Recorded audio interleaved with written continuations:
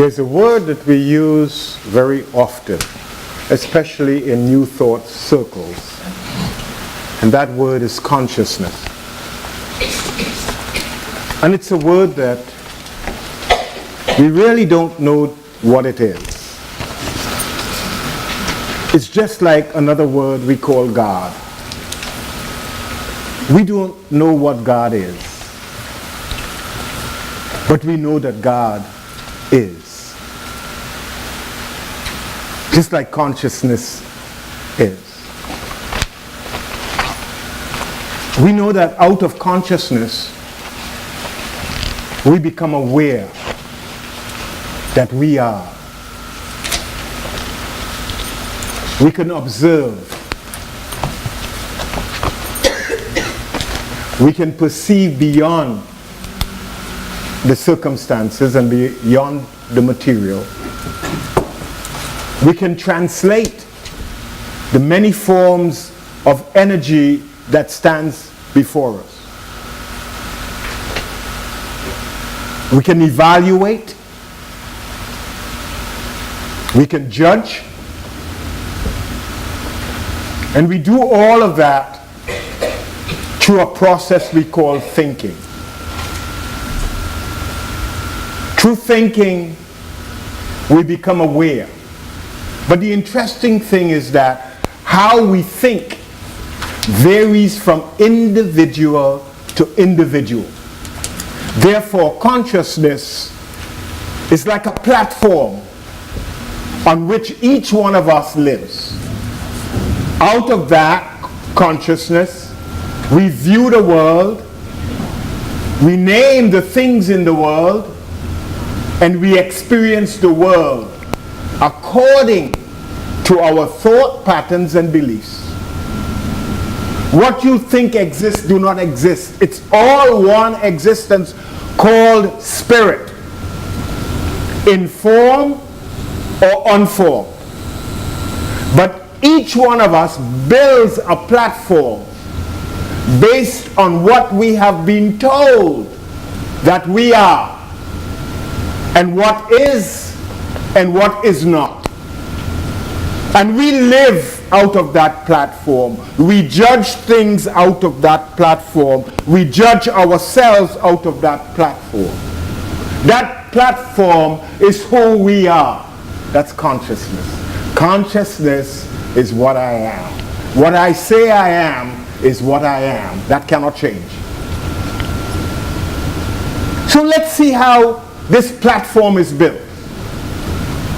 Even in our mother's womb, we are affected by the things that our mother is going through. As a result, we begin to perceive the world to be. And then we are disjoined from our mother. And we become an independent soul with the breath of life flowing through us. And then we begin to think.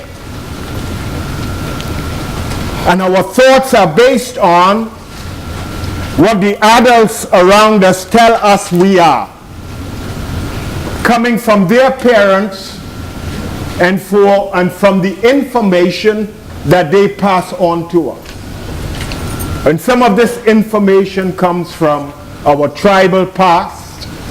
It comes from our gender past. It comes from all sorts of directions. And we come to believe some of this information as true.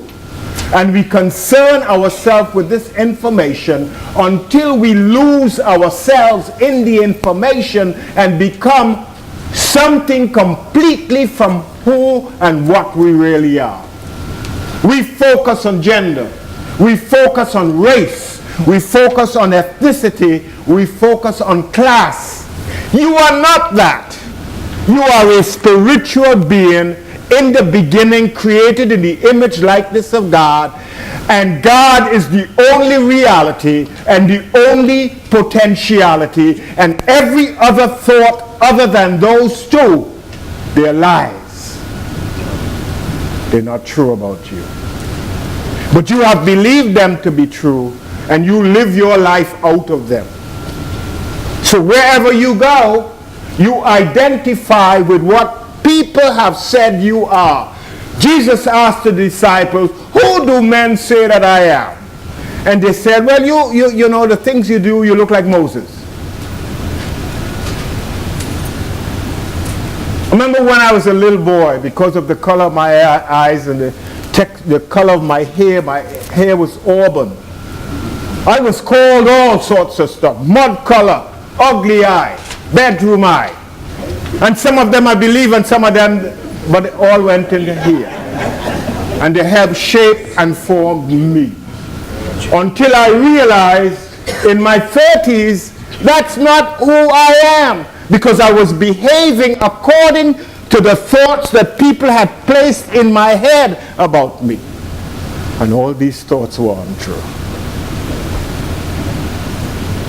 It says that when God created man, God put man to sleep. It never said God woke man up. So some of us are living a dream that is cast by the thoughts of others. In fact, everything we know about ourselves right now came out of other people's concepts of themselves and about us. And then they label us, and then they put some things we ought to do to that. You are a woman, so therefore you need to act like a woman. You are old, stop behaving like a little child.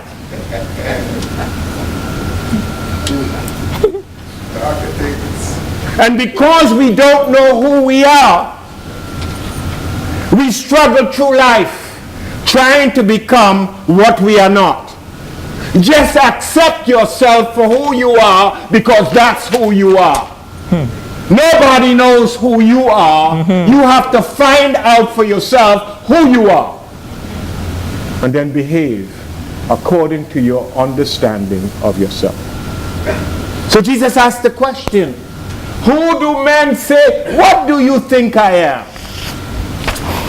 Well, you're 6 foot, you're nice looking. Now if you believe that, you're going to start to want to act that out.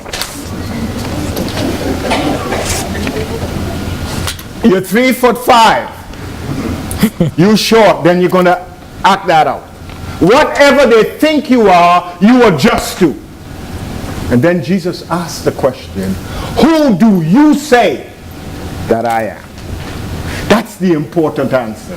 Who do you say you are? I say I am a spiritual being created in the likeness of God, and color, gender, race does not matter, because wherever I am, I have the power to be equal to anyone in my presence. Yes, sir. Because we all came from God. We all live, move, and have our being in God. So I really don't give a hoot what you think about me. Say, yeah, that's nice. When you begin to realize who you are and whose you are, you become independent. Because you don't think about what they will say when Spirit is telling you what to do. Yes. When Spirit has a craving in you to be, you be that. You don't be what they say you should be. That's the problem with all of us. We try to conform, and Paul says, be not conformed to the things of the world, but transformed by the things within your mind. By constantly seeking to find out who and what you are. What I was yesterday ain't today, because that is past. The things that I did as a child, I don't long. That's not true. Because I still have some childish behavior. Walter will tell you that. And I love it, because I always want to be like a little child, open and receptive, so that I can change. When they brought the little children to Jesus, the disciples said, well, Why are you messing around and playing around with little children? You can't do that today, but Jesus did it. He said what? Suffer the little children, allow the little children to come unto me, for of such is the kingdom of heaven. Those are the little ones who can experience the kingdom. You know why? The older we get, the thoughts that we hold about ourselves are crystallized, and we believe our own advertisement, which is wrong. Little children don't go through that. Hello now. Little children are not born with thoughts of hate and racism. They are born free. It's we who subject them to all kind of thoughts that are negative and help build a platform for the rest of their life on which they have hate and the ability to compete and want to tear down anything that is different and suffering from xenophobia wherever they go. When we learn to accept ourselves as spiritual beings created in the image likeness of God, and everybody else is the same way, we can walk free. Jesus said, agree with thine adversary quickly. Anything that is different, get beyond what the appearance and see that thing as a living entity, an expression of God in its uniqueness, in its independence. It is the same as you. Wow. Stop looking for things on the outside to measure up to. Start measuring up to your own true reality as a spiritual being. I can do all things through Christ, which strengthens me. Stop depending on people to place labels on you, to describe you. You know who you look like? Like God. You know how you behave? You behave like somebody I know. Yeah, you know God. So I behave like that person. There is nobody like me on the planet Earth. Hello. So I don't want to be you. You could try to be like me, but you're going to spend your entire life doing that and wasting yours. You guess what I'm saying? Be yourself. Yes. Let Spirit tell you what to do. And let Spirit be your guide. Don't let anybody. Don't go for, you think I should do this with me? No. No. I am doing this by me, for me. Because I am a unique, hello now, expression. Just like every rose on the rose bush is different. They may have a similar pattern. They might be red. They have petals. Hello now. But each one is different. I'm a snowflake. I didn't say I was flaky. I said I am a slow snowflake. Unique. Created after a pattern of goodness and perfection wherever I am.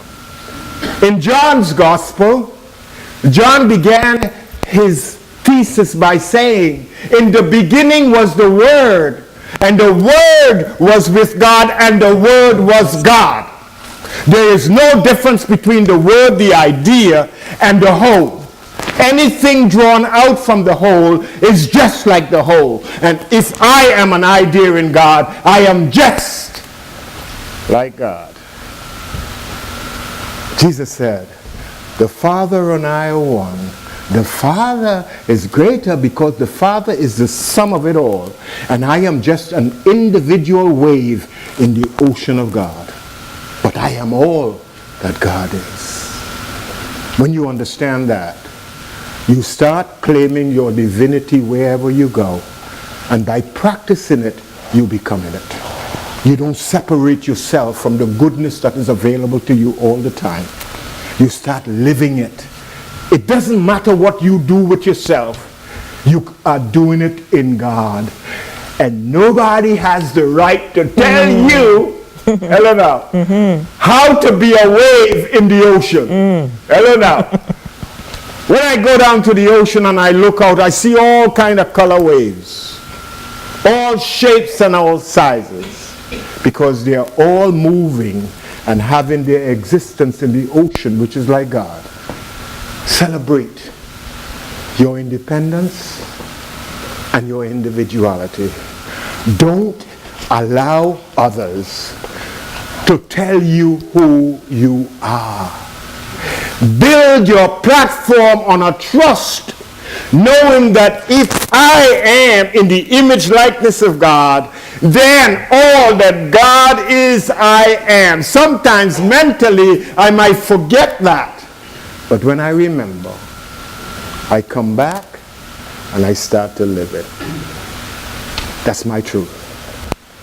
In the Gospel of John, Jesus, according to John, used many I am statements to say that God in me is so many different things or qualities or aspects or faculties.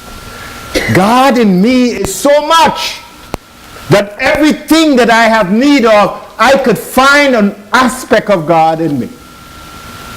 Like the psalmist in the Psalm 23rd, when the psalmist says, "The Lord shepherds me, and I lack nothing." The Lord shepherds me, and I lack nothing. And Jesus said, "I am the good shepherd. Every sheep that follows me experiences goodness." When I learn to follow that Christ within me, that perfect pattern of God in me, everything works together for good. When I get to know that I am, the creative aspect of my being is always at oneness with God, always seeking for me to become more than I have ever been, more than I am in this moment. We good? Yes. You see, sometimes I could go like this for 20 minutes, but I have to be careful I don't get off track, because I have a tendency to do that. No. You ever notice that? No. If you notice that, it's because you're not speaking the truth. You're not supposed to notice that. You're judging me. So let's look at some of the qualities of a sheep and the shepherd. Let's first deal with the shepherd. The shepherd loves his sheep, and he tries to develop a close, intimate relationship with them so that they may come to know his voice and trust him. My sheep hear my voice and they follow me. They do not follow another shepherd. This is the wonderful thing about a shepherd. The shepherd has a close and intimate relationship with his sheep. The shepherd understands the needs of the sheep. I've got to know what the sheep has need of. Understands that what could threaten the sheep's security. What could make them sick.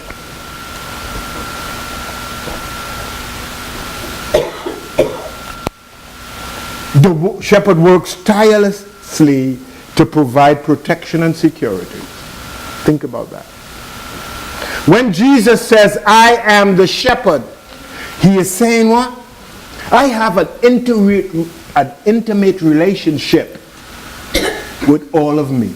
My thoughts, my beliefs, my emotions, every part of me. Hello now. And I'm always seeking and finding a way to protect them. I lead them in pastures green and where there is fresh, clean water. That means I gotta do my research. I have to be careful that the sheep don't go astray. My eyes have to be on the sheep at all times. And when I suspect there are enemies, yea, though I walk through the valley of the shadow of death, I am not afraid of the wolves and the hyenas that are lurking in the distance to try to take away the sheep from the pasture. I have to, when the wool gets thick, I have to shear the wool. And shear the wolves also. I have to, when they get scratched, I have to be a nursemaid.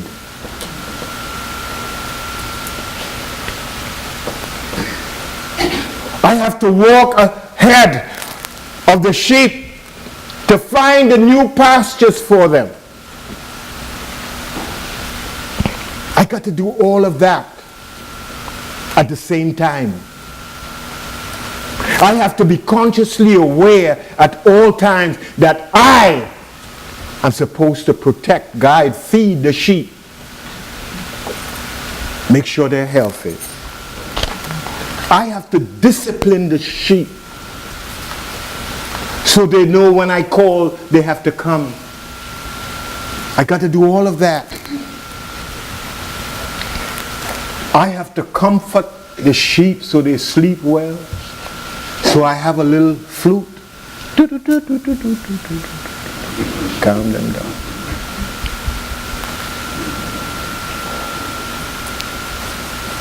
I got to keep the sheep on the move.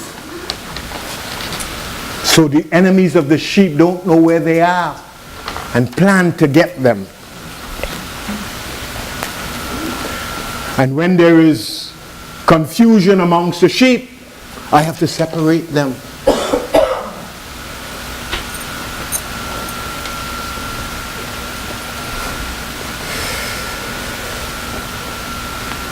And when they are in lamb, I have to be the midwife. Hello now. All these things the shepherd has to do. And what Jesus is saying, that I am in me is my shepherd. And I surrender like the sheep. The good thing about the sheep, the sheep says, I dumb. I don't know where I'm going. This man knows. And I'm going to surrender and give him control of my life. Jesus said, I am the good shepherd. The good shepherd lays down his life for his sheep. To lay down your life means to give all of you to something. Think about it. Therefore shall a man leave his mother and father and cling to that which he or she loves. You have to give all of your life to that which you love. To love means to be one with. You can't be one with something if you're scatterbrained and all over the place. You got to give your life to that which you are united with. All of you requires all of me. I can't be double-minded. I gotta feed my sheep each minute of the day. I can't think about the neighbor. I gotta think about my sheep and become one in life with them. You can't build anything in life without giving your entire life to it. That means your thoughts, from beginning with your mentality, your emotion, and your energy, you got to give all to it. Jesus is saying the Christ in me is willing to give all of itself to me so that I could live a healthy, happy, and protected life. But I must realize to do that, I have to say to myself, I know nothing. Shepherd, guide me. Because a lot of us know too much. That's why we're in so much trouble. We like to control. You ever lived amongst a control freak? Hello now. Where you going? How come you come home so late? Who were you with? Why did you do that? I don't like that on you. Well, you wear it. Now, the only shepherd I have is that Christ in me. Trust no man, because their memory is short. Trust God, because God is infinite. You ever had experiences where people promise they will do things, and at the time when they're supposed to be doing it, they're somewhere else because they forget? Hello now. God could never forget, because God is the essence of my being. God is my reality. God is my all and all. How could God forget to give me water when before I call, God answers? Because my heavenly Father knows the things that I have need of. Even before I recognize my need, God knows my need. Why are we so stubborn? Why do we think we could run our lives on our own and get into all kind of trouble? No. Be like a sheep, surrender. No stress to surrender. Hello now. And no complaining, no whining. Hello now. Once I say I put my trust in God, God lead me. Me dumb. You know. My shepherd knows the path, and I will follow. You see, following is one of the most difficult activity that human beings can do. Because we feel we know. Sure, we will walk behind you, but in our heads say, if you think I'm going all the way with you here,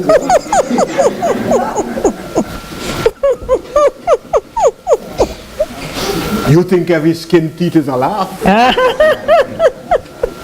Hello now. Discipline to follow requires you saying to yourself, I know nothing. Here is someone who can guide me. Guide me, I surrender. Can you let go of yourself to find yourself? You see, in order to find yourself, you got to let go of yourself. The first self is the one you think you are, and then let go of that and come to know who you are. I don't know. Now that is the most difficult thing. It took me 40 years to grasp that simple concept. 40 years is a period of time in which we go through from one stage to the next. It takes time. The children of Israel spent 40 years in the wilderness, not because they didn't have a clue where it was. They weren't ready to get there because they were unruly, barbaric, full of fight, full of selfishness, don't want to be controlled by spirit. And all the old ones had to die out so that the new ones could get it. The old part in you must die for the new part of you to get it. You can't put new wine in old wineskin. Some of us want to hold on to our old beliefs and live the new ones. You can't do that. You can't serve two masters at the same time. You give up one and you cling to the other one. You can't have two wives at the same time. Hello. That is tension. Stiff jugular vein. Can't do that. Man, I did that. All of us look outside of ourselves and see something that we think is bigger and better than what we have. And don't realize when you get it, is you getting it. So the same consciousness will treat it the same way you treated the last one. So some of us are looking for, when I get this, you're going to treat it the same way and you will have the same experience. Because you want to conform it to your standards. I don't know. We all like to change things from the way it is. You know, I love you, but if you would only, and I could love you more. And your voices, get thee behind me, Satan, because I ain't changing for man nor woman. Ain't changing for anybody, because I know who I am. And this is the way I am right now, because I accept myself the way I am, and there is nothing I need to change for you. But I'll change for me, because I realize change is constant, and I am infinitely growing past the past. Because I want to be renewed. Be ye renewed by the continued what? Changing of your mind. Not for anybody else. I'm not changing for you. Well, you look nice in green. I wear in blue today. No. Be an individualized expression of the one spirit. You're not a Bobsy twin. You're not Siamese. You are unique. Individualized. That's who you are in reality. Be yourself. You don't need to be anybody. Don't copy anybody. Find out what God wants you to be. And rebel against everything they say you should be. Do it differently. They say you should have lunch at 12 o'clock. You have it at 5 in the evening. And have breakfast at 12. It's none of their business. We have conformed too much to the thoughts of human beings. And all a human being is limited and finite. Therefore, every thought that has come from a man, woman, or child before you, now and will come, all these thoughts are limited. They're not infinite. The only infinite is God. Listen to God. Place your life on a platform that says, wherever I am, my shepherd is there. And my shepherd would lead me to right pastures, living water. Even at times when it is apparent that there is danger, my shepherd will get me through. So I'm not afraid. And my shepherd is constantly placing a table of goodness before me. And all I need to do is sit down and eat. I don't know. When I finish eating, there is wine for me to drink. And I get intoxicated with this truth because this is how I want to live. No stress, no tension, no fighting, man. Oh God, stop the fighting. I'm at peace. Because I have allowed God to be my shepherd, I'm at peace. You ever felt what peace feels like? Not a piece of something. I am talking about P-E-A, that's the way to spell it? P-E-A-C-E. That when you feel there's a satisfaction in your soul. And they could come and tell you there's the biggest party, a pick-up party. And you know, just being with yourself, you have picked yourself up and you are happy with yourself. Isn't that nice? 2 o'clock in the morning, you don't have to be searching for anything. Wherever you are, you know that God is there. And you are being fed by your shepherd from within. Isn't that a nice feeling? Yes. God bless you. I hope you achieve it and keep it. God bless you.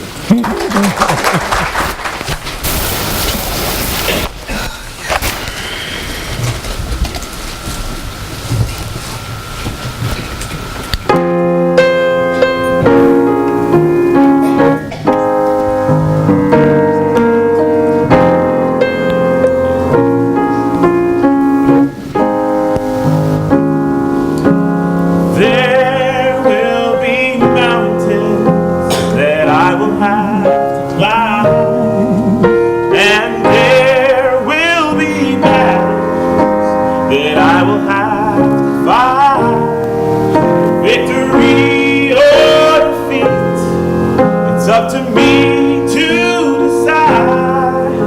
Well, how can I expect to win if I never try? Yes, I just can't give up now. I've come too far from where I started from. Nobody told me the road would be easy, and I don't believe he brought me this far to leave me. Never said there wouldn't be trials.